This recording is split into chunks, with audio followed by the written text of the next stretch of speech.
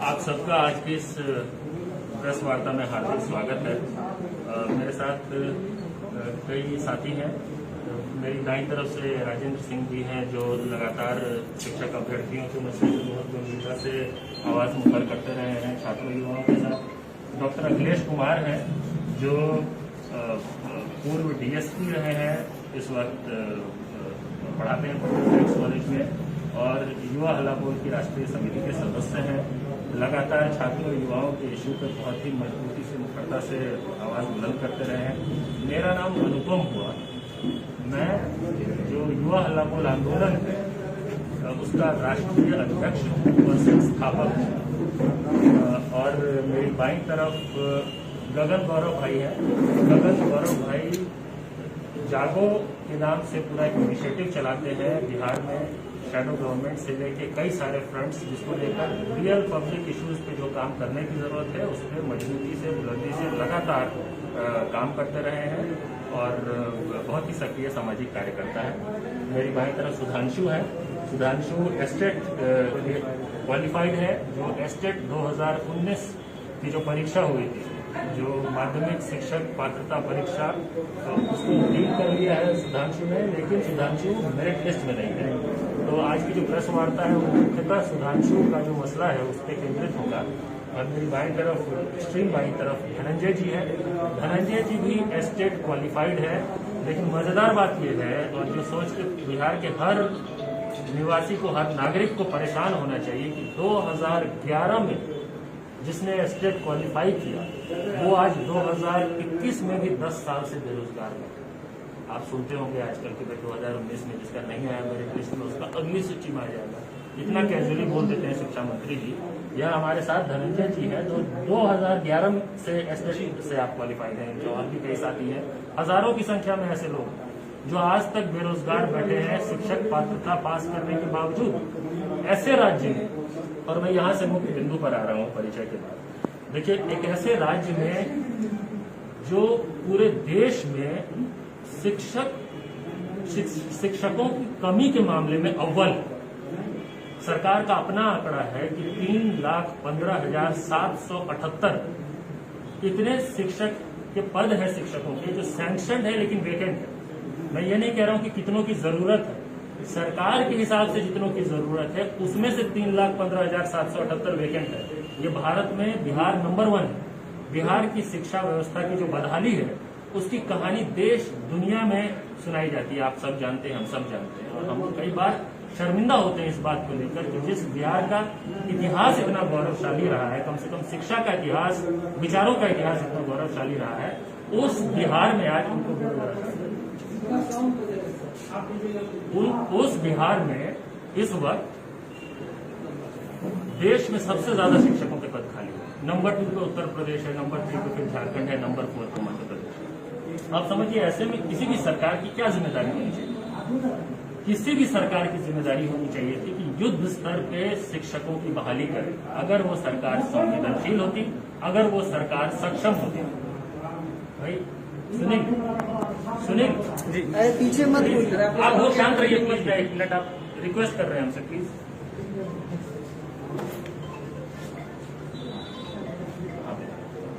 संवेदनशील होती तो हाँ, अब देखिए, कोई भी सरकार जो संवेदनशील होती वो युद्ध स्तर पे शिक्षकों की बहाली कर रही होती। लेकिन बिहार में 2011 के एस्टेट अभ्यर्थी जो पास हुए वो हजारों की संख्या में इस वक्त बेरोजगार है। और 2019 एस्टेट, जिसको लेकर पिछले कई महीनों से लगातार प्रदर्शन आंदोलन चल रहे थे, आप लोग सोशल मीडिया पे देख रहे थे, क्योंकि कोरोना का समय है, लोग फिजिकली सड़क पे नहीं उतर सकते हैं, तो सब डिजिटल ढंग से प्रोटेस्ट कर रहे थे, बार बार लगातार सरकार से गुहार लगा रहे थे कि हमारी नियुक्ति पूरी करिए। और सरकार ने क्या किया? सरकार ने 12 मार्च को एस्टेट 2019 के 12 विषयों का परिणाम घोषित किया। 3 का पेंडिंग रखा क्योंकि कोर्ट में मामला था उन 3 विषयों से संबंधित, संस्कृत, उर्दू और विज्ञान से संबंधित। बाकी 12 विषयों में पेपर 1 और पेपर 2 को मिला के 24,599, राइट, 24,599 अभ्यर्थियों को सफल घोषित किया गया, उत्तीर्ण घोषित किया गया। शिक्षा मंत्री से लेकर शिक्षा विभाग के उच्च अधिकारियों तक ने यह कहा कि ये जो उत्तीर्ण शिक्षक अभ्यर्थी हैं, इन सब की नौकरी पक्की है, इन सब की नियुक्ति पक्की है और इन सबको अब काउंसलिंग करके सीधा नियुक्ति ही देना है। इसके पर्याप्त सबूत पब्लिक डोमेन में, सार्वजनिक है, 13 तारीख के अखबारों में है, 12 के स्टेटमेंट्स में है, कई बार ट्विटर पे कई सारे ऐसे ऑफिशियल हैंडल से उन सबके स्टेटमेंट है। अब देखिए क्या है, मैंने आपको शुरू में बताया कि शिक्षकों के पद कितने खाली हैं। ये जो 2019 एस्टेट आया, ये आया 37,000 पदों, वैकेंसी 37,000 है। सरकार डिक्लेयर कर रही है क्वालिफाइड 24,599 को, मतलब टोटल वैकेंसी से कम को क्वालिफाइड कर रही है। लेकिन 21 तारीख को जब मेरिट लिस्ट की घोषणा होती है बीएसईबी की तरफ से, ये सवाल ये भी पूछे जा रहे हैं कि बीएसईबी क्यों मेरिट लिस्ट की घोषणा कर रही है, जारी करती है। लेकिन चलिए, बीएसईबी भी अगर जारी करती है शिक्षा मंत्री जी और उच्च अधिकारियों के प्रेजेंस में, तो 24,598 एक कम, मतलब मोर और लेस सेम, इतने लोगों को मेरिट लिस्ट में जगह दिया गया। लेकिन हजारों की संख्या में जो लोग 12 तारीख को क्वालिफाई हुए थे, उनका नाम इसमें नहीं है। आपके मन में सवाल आना चाहिए, पहली बात तो भाई, जब टोटल वैकेंसी से कम को आपने क्वालिफाई किया है और आपके नोटिफिकेशन में ये है कि जब तक जितने वैकेंसीज हैं, उच्च प्राप्तांक से लेकर न्यूनतम प्राप्तांक तक को सबको दिया जाएगा, ये आपके नोटिफिकेशन में, नोटिफिकेशन की कॉपी है हमारे पास, और आप 12 तारीख को 24,599 करते हैं, तो फिर कोई शंका, सवाल, शुबा होना ही नहीं चाहिए कि इन 24,599 की को मेरिट लिस्ट में जगह, काउंसलिंग और नियुक्ति न मिले। अब ये जब सवाल उठा, सवाल क्या है, देखिए, 2 कैटेगरीज बना दिए गए, एक है qualified but in merit list, एक है qualified but not in merit list. असल में 2 कैटेगरी नहीं है। जो मेन पॉइंट है मेरा वो ये कि असल में 3 कैटेगरी है। 2 कैटेगरी तो सरकार बता रही है, तीसरा कैटेगरी हम जानना चाहते हैं कि है कौन कैटेगरी। तीसरा कैटेगरी है not qualified but in merit list. वो उस कैटेगरी में कौन लोग है भाई? अगर 24,599 में से 24,598 मेरिट लिस्ट में आ गए और अगर उसमें से हजारों बाहर हो गए, तो कौन हजारों है जिन्होंने जगह बना लिया और किस आधार पर बनाया? क्या सरकार को बताना नहीं चाहिए? इतनी पारदर्शिता न्यूनतम नहीं होनी चाहिए क्या? कम से कम आप कहते हैं नोटिफिकेशन में कि आप विषय वार ढंग से कट ऑफ बताएंगे, क्यों नहीं बता रहे अभी? आप देख रहे तरह तरह के, हमारे पास सारे एविडेंसेस, डॉक्यूमेंट्स हैं जो ये बताते हैं कि कोई जिसको हायर स्कोर आया है, किसी को जिसको ज्यादा स्कोर आया है, वो बाहर है मेरिट लिस्ट से, पर जो कम स्कोर वाला है वो मेरिट लिस्ट में है। ये तो देख के प्राइमरी फेसी किसी को भी समझ में आएगा कि कोई स्कैम हुआ है, कोई घोटाला हुआ है। अरे स्कैम घोटाला नहीं हुआ है तो कम से कम कई सवाल होंगे। आज आपके माध्यम से बिहार के मुख्यमंत्री श्री नीतीश कुमार से हमने 7 सवाल पूछा है। आपको उस विज्ञप्ति में भी हम बताएंगे कौन से 7 सवाल हैं। या तो बिहार सरकार को, बिहार के मुख्यमंत्री को, बिहार के शिक्षा मंत्री को इन 7 सवालों के पूरी पारदर्शिता के साथ जवाब देने चाहिए, या फिर इसके स्वतंत्र जांच की सिफारिश उनको करनी चाहिए। अगर वो पाक साफ है तो, अगर वो खुद इसमें मिले हुए तो फिर वो क्या ही सिफारिश करेंगे सीबीआई जांच की या किसी तरह की जांच। तो इससे पता चल जाएगा कि इस एस्टेट 2019 के नाम पे जो मेरिट लिस्ट तैयार हुआ है, इसमें जो कई सवाल हैं, कई जो डिस्क्रिपेंसीज है, अब तक हम डिस्क्रिपेंसी कह रहे हैं, जबकि प्राइमा फेसी हमारे पास एविडेंस है जिसके आधार पर हम कह सकते हैं कि घोटाला हुआ है। ये शिक्षक भर्ती घोटाला हुआ है बिहार में एस्टेट 2019 के एप्लीकेंट्स के साथ। एस्टेट 2011 के साथ तो अन्याय हुआ ही, जो 94,000 है उनके साथ तो हो ही रहा था न्याय, जब स्ट्रेच किया जा रहा था। अब उनको काउंसलिंग का डेट दिया गया, लेकिन एस्टेट 2019 के जो क्वालिफाइड कैंडिडेट्स थे 12 मार्च को, उनके साथ सिर्फ अन्याय और अत्याचार ही नहीं हुआ है, बिहार के नागरिकों के साथ घोटाला हुआ है, ऐसा प्राइमा फेसी प्रतीत होता है। या तो सरकार को इन सवालों के जवाब देने चाहिए, या नहीं तो इसकी स्वतंत्र जांच की सिफारिश नीतीश कुमार को, सीबीआई को करना चाहिए, जिसकी आप स्वतंत्र जांच करें। अब इसमें देखिए आरोप कई है और गंभीर आरोप है। मैं बताता हूं कि करप्शन का आरोप क्या है। ऐसे भी आरोप लग रहे हैं कि अभ्यर्थियों को फोन कॉल्स आए, कहा गया कि बीएसईबी की तरफ से हम फोन कॉल कर रहे हैं, सेक्रेटेरिएट से फोन कर रहे हैं, आप इतने बजे तक यहाँ पे आ जाइए 1 लाख रुपया लेकर। ऐसे भी आरोप आए हैं कि 1 लाख रुपया लेके यहाँ पे आ जाइए। और हमारे पास इसके भी सबूत है कि जिनको वो फोन आया, कई लोग तो देखिए चुप रह जाते हैं, हम सब जानते हैं, फोन आया या तो उसका हिस्सा बन गए या हिस्सा नहीं बने तो चुप रह गए। हमारे पास एविडेंस है जहां पे कि किसी अभ्यर्थी ने विजिलेंस को कंप्लेन किया, जनवरी में ही किया, विजिलेंस को शिकायत की गई, फोन नंबर बताया गया जी, विजिलेंस का जवाब, फोन नंबर बताया गया कि कितने बजे किस नंबर से मुझे फोन आया, जिसने मुझे फोन किया उसके पास मेरा पूरा बही खाता था, परिवार का, आप जो भी डिटेल देते हैं सरकार को फॉर्म भरते समय, वो सारी डिटेल्स उनके पास थी और उनको बताया गया कि आप 1 लाख रुपया दीजिए, इतने से इतने बजे तक सर्टिफिकेट आके। उन्होंने शिकायत की विजिलेंस में। कोई भी जिम्मेदार सरकार हो, किसी भी पार्टी की हो, क्या उनका ये दायित्व नहीं होता है कि वो जब विजिलेंस को कोई कंप्लेंट कर रहा है, कोई अभ्यर्थी कर रहा है, कोई पॉलिटिकली मोटिवेटेड कोई पार्टी का कैडर कार्यकर्ता नहीं कर रहा, तो क्या आपको जांच नहीं करना चाहिए उसके लिए? 3 महीने बाद विजिलेंस ने उस पर रिस्पॉन्ड किया, उस लड़के को जवाब आया उसका, लेकिन जवाब के बाद उस व्यक्ति को, उस लड़के को, उसका जो स्थानीय थाना था वहां भी ये कहा जाने लगा कि आप पहले वहां FIR करिए, तब हम लोग देखते हैं, कुछ करते नहीं करते। आप सब जानते हैं कि जो अपनी रोजी रोटी के लिए मेहनत कर रहा है, नौकरी करना चाह रहा है, वो इतने पचड़े में पड़ेगा। जो विजिलेंस को लिख कर दे रहा है, ये देखिए, ये ईमेल की कॉपी है जो विजिलेंस को लिख कर उसने बताया है, फोन नंबर दिया, टाइम बताया, डिटेल बताया, क्या बात हुई ये बताया। क्या ये पर्याप्त सबूत नहीं है कि सरकार अपने स्तर पे इस मसले की कम से कम, इस लड़के की कम से कम जांच करा ले? ऐसे कई, आप एक नहीं है, कई लोग कह रहे हैं कि हमको भी फोन आया, हमको भी फोन आया, हमको भी फोन आया। मैं आपको एविडेंस दिखा रहा हूं कि जहां पे फोन आया और सरकार में शिकायत हुई और सरकार ने कुछ नहीं किया, सरकार ने उल्टा ओनस उस लड़के पे डाल दिया जिसने शिकायत किया, उसी के ऊपर ओनस डाल दिया कि भैया तुम जो है FIR करोगे, उसके बाद नाम कुछ देखेंगे। और क्या चाहिए आपको जांच करने के लिए? अब ये सब देखने के बाद किसके मन में ये सवाल नहीं होगा, कुछ न कुछ घालमेल, कुछ न कुछ खेल हुआ है। वो खेल किसने किया है, किसके इशारे पे हुआ है, कौन उसका बेनिफिशियरी है? आपके हिसाब से क्या लगा? देखिए मेरे ये तो, मैं जांच एजेंसी तो हूं नहीं, इतना है कि सरकार को हम लोग इसलिए चुनते हैं कि जब इस तरह के प्रश्न सरकार के समक्ष आए तो सरकार की जिम्मेदारी है कि हमारी शंकाओं को दूर करे। जब सरकार शंकाओं को दूर करने की बजाय डैमेज कंट्रोल करती है, आप देखिए अभी 2 दिन से चल रहा है डैमेज कंट्रोल। शिक्षा मंत्री क्या क्या कह रहे हैं, जल्दी ही हो जाएगा, जिनका नाम नहीं आया है उनका नाम भी।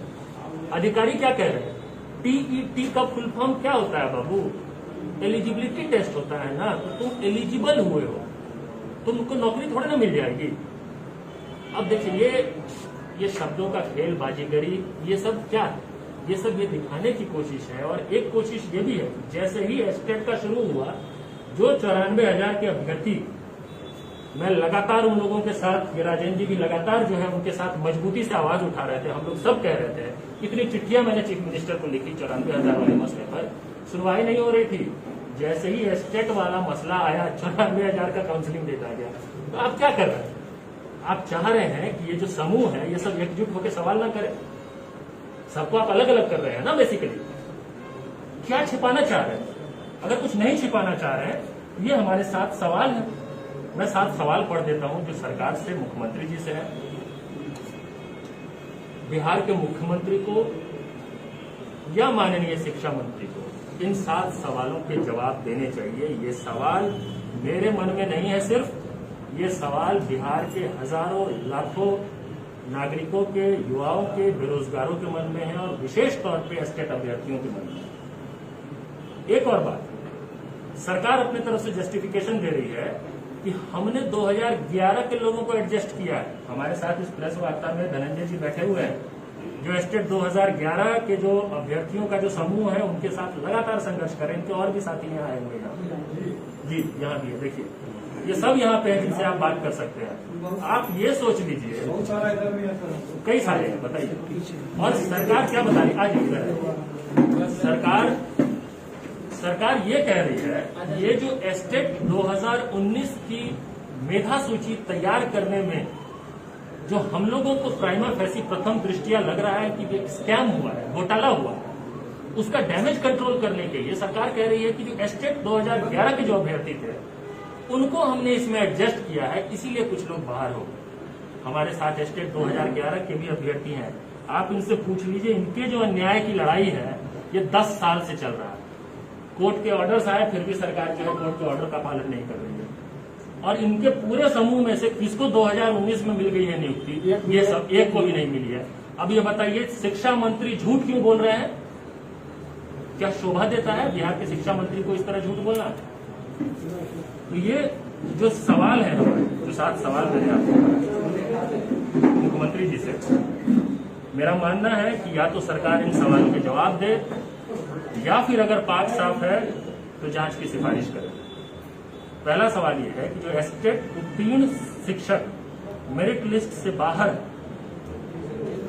एस्टेट उत्तीर्ण शिक्षक मेरिट लिस्ट से बाहर क्यों हो गए जब सफल अभ्यर्थियों की संख्या कुल रिक्तियों से कम है? टोटल सफल अभ्यर्थियों की संख्या कुल रिक्तियों से कम है, तो जो सफल हुए वो मेरिट लिस्ट से कैसे बाहर हो गए? दूसरा सवाल, बाहर किए गए शिक्षकों की जगह किन लोगों को और किस आधार पर मेरिट लिस्ट में घुसाया गया? ये है सबसे बड़ा सवाल। और ये है जो मैंने कहा ना, तीसरी कैटेगरी, सरकार 2 कैटेगरी की बात कर रही है, qualified but not in merit list, qualified but in merit list, ये तीसरी कैटेगरी है। Not qualified but in merit list, ये कौन है? और तीसरा सवाल, सरकार विषयवार कट ऑफ क्यों नहीं बता रही है? बताना चाहिए, ट्रांसपेरेंसी तो इतना कहता है, सरकार ने खुद कहा कि हम ट्रांसपेरेंट रहेंगे, सरकार ने खुद विज्ञापनों में कहा कि हम ऐसा बताएंगे। चौथा सवाल, अपने ही विज्ञापन का पालन क्यों नहीं कर रही है सरकार? ये विज्ञापन तो सरकार का अपना है ना भाई, सरकार विज्ञापन जारी करती है, एडवर्टीजमेंट, पालन जो है अभ्यर्थियों को करना रहता है। अभ्यर्थी पालन न करे तो एग्जाम से बाहर, साइन थोड़ा इधर उधर कर दे तो एग्जाम से बाहर, और सरकार क्यों नहीं कर रही है अपने ही नोटिफिकेशन का पालन? पांचवा सवाल, कम अंक वाले मेरिट लिस्ट में और ज्यादा अंक वाले बाहर कैसे हो सकते हैं? बेसिक सवाल है, किसी के भी मन में आना चाहिए। छठा सवाल, भर्ती प्रक्रिया के नाम पर फोन करके रिश्वत की मांग क्यों की जा रही थी और ऐसे आरोपों की त्वरित जांच क्यों नहीं की गई? और सातवां और आखिरी सवाल, कि क्या एक बार फिर शिक्षक बहाली प्रक्रिया को कोर्ट के पचड़े में फंसाने की कोशिश हो रही है? ये भी एक सवाल है, ताकि आप सरकार कहती रहे कि हम लोग तो कर रहे हैं, देखिए कितना काम कर रहे हैं, लेकिन जानबूझ के एक ऐसी परिस्थिति क्रिएट कर देना जहां पे कि मामला जो है अदालत में रहे और सरकार कहती रहे कि मामला विचाराधीन है, अदालत, यही आप लोग भी सुनते रहे, यही आप लोग भी सुनते रहे हमेशा, तो फिर से वही सुनने को मिलेगा, इनको भी सुनने को मिलेगा। ये 7 सवाल है। इसके अलावा आपके समक्ष कई अभ्यर्थी हैं। अखिलेश भाई है, अखिलेश भाई खुद एडमिनिस्ट्रेशन में रहे हैं, खुद डीएसपी रहे हैं, इन चीजों को समझते हैं कि भाई जब आप करप्शन का कोई चार्ज आता है तो कोई भी जिम्मेदार व्यक्ति को किस तरह से बिहेव करना चाहिए। आप लोग सवाल कर सकते हैं, उनका लोग जवाब देंगे, और अगर आप लोग कुछ ऐड करना हो तो अखिलेश भाई आप करें। अच्छा, आज बहुत सारे छात्रों ने हाईकोर्ट के पास प्रोटेस्ट करने की कोशिश की, तो आज एडमिनिस्ट्रेशन के एक व्यक्ति आके उनसे ये कह रहे थे कि पेंडेमिक एक्ट के तहत तो उन पर कार्रवाई हो सकती है, तो आपका क्या कहना है? स्टूडेंट क्या करें, क्योंकि वो उग्र हैं, अपनी बात तो रखेंगे, किसी न किसी प्लेटफॉर्म तक वो पहुंचेंगे, अपनी बात रखेंगे, तो उनको क्या करना चाहिए स्टूडेंट्स को? देखिए, परिस्थिति ऐसी बनाई जा रही है जहाँ पे कि बेरोजगार युवाओं को ये तय करना पड़े कि उनको वायरस से मरना है कि बेरोजगारी से मरना है। जिनके लिए बेरोजगारी जो है वो कोरोना से बड़ा वायरस है, वो क्या चिंता करेगा कि फिर जाके क्या करे क्या न करे। सरकार अगर सही में चाहती है कि कोई इकट्ठा ना हो तो उनकी जो बात है उस पर वो सार्थक संवाद करे ना, उस पर कुछ सोल्यूशन निकाले। सोल्यूशन आप निकालेंगे नहीं, फिर आप जो है सो पेंडेमिक एक्ट दिखाएंगे। अब मोदी जी जब बंगाल में दीदी और दीदी करते हैं उस समय पेंडेमिक एक्ट नहीं लगता है। अमित शाह जब रोड शो करते हैं बीच कोरोना की पूरी लहर में, उस वक्त नहीं समझ में आता है। तो रैलियां हो सकती है, चुनाव हो सकते हैं, लेकिन जो बेरोजगार है, जो अपने भविष्य के लिए परेशान है, कितनों ने आत्महत्या कर लिया 2011 वाले में, जो कितनों ने सुसाइड कर लिया। अब समझिए जो इस मेंटल स्टेट में गुजर रहा है कि जिसको आत्महत्या करना पड़ रहा है, वो क्या करेगा, जाएगा नहीं तो वो उनके ऊपर इन बातों का क्या असर होगा? सरकार की जिम्मेदारी है उनकी बात सुने, उनकी बात को समझे, उनकी बात को माने, इस तरह की धमकियां ना। अखिलेश भाई, देखिए, उसमें मेरा तो कहना यही है युवाओं से खास करके, कि जब वोटिंग का टाइम आता है तो यही युवा बोलते हैं कि मुझे खाने पीने का पैसा दीजिए और पैसा लेकर वोटिंग करते हैं, या जाति के नाम पे अपने आप को बेचते हैं, या धर्म के नाम पे बेचेंगे। उनके पास एक बड़ा मौका होता है जिस समय सरकार सिर्फ बदलने का नहीं, आप जिसको ला रहे हैं उनके ऊपर भी एक प्रेशर बिल्ड कीजिए, हम आपको अच्छे कामों के लिए लेके आ रहे हैं। ऐसा नहीं कि इसको बदल के इसको ले आ रहे हैं, एक मतलब सड़ा हुआ आम को हम सड़ा हुआ आम से बदलने का प्रक्रिया की बात नहीं कर रहे। यानी आपके कहने का मतलब है कि युवा जो है आक्रोशित है, तो अब आने वाले चुनाव में इसका परिणाम देखने को मिल सकता है? देखने को नहीं, मेरा ये कहना है कि जैसे इस बार भी युवा कुछ लोग वोटिंग किए, लेकिन उनका कंडीशन होना चाहिए युवाओं से। मैं ये कहना चाहता हूँ, अच्छा, वो शर्त पे वोटिंग करें। युवा जागृति का ऊपर भी मेरा बहुत काम है और हम लोग काम करने वाले हैं, कर रहे हैं आगे। मेरा ये कहना है कि युवाओं को संदेश देना चाहते हैं, जिस समय आपके पास मौका आता है उस मौका का सही से इस्तेमाल कीजिए। आप जो है डिफरेंट ग्रीड या डिफरेंट जो इज्म है उसके नाम पे वोटिंग मत कीजिए। जिसको भी आप सरकार में लेके आ रहे हैं उसको कह के लाइए, आपको इन शर्तों पर हम लेके आ रहे हैं। ऐसा नहीं कि उसको बदल के आपको बैठा दिया, आप भी हमारा शोषण करने लगे। अभी तक आजादी के बाद से हो क्या रहा है? आजादी के बाद से लगातार हम लोगों का शोषण हो रहा है और हम लोग हमेशा डिवाइडेड है और डिवाइड हो करके वोटिंग करते रहते हैं और हमेशा एक गलत के बदले दूसरे गलत को लेके आते हैं। तो इससे कभी व्यवस्था नहीं सुधरेगा। जिसको भी लेके आए उनके ऊपर हमारा एकदम कंप्लीट प्रेशर हो। जैसे अभी देखिए, जो भी बहालियां होती है, सरकार का काम है एम्प्लॉयमेंट देना और ट्रांसपेरेंसी के साथ देना। जिनको मिल जाता है रोजगार वो तो खुश हो जाते हैं, वो तो सरकार का बल्ले बल्ले करने लग जाते हैं। लेकिन आज न कल उन्हीं का पीढ़ी बर्बाद हो रहा है, उन्हीं के ऊपर मान लीजिए कि तरह तरह की प्रॉब्लम्स क्रिएट हो रहे हैं। तो इनको कौन रोकेगा? जब तक आप खुद ट्रांसपेरेंट नहीं होंगे, खुद भी होना पड़ेगा। हम लोग इतना संघर्ष कर रहे हैं युवाओं के लिए, और युवाओं को भी मतलब साथ आके संघर्ष करना पड़ेगा, न कि वो डिवाइडेड हो करके वो ये ना सोचे कि हमारी बारी नहीं है।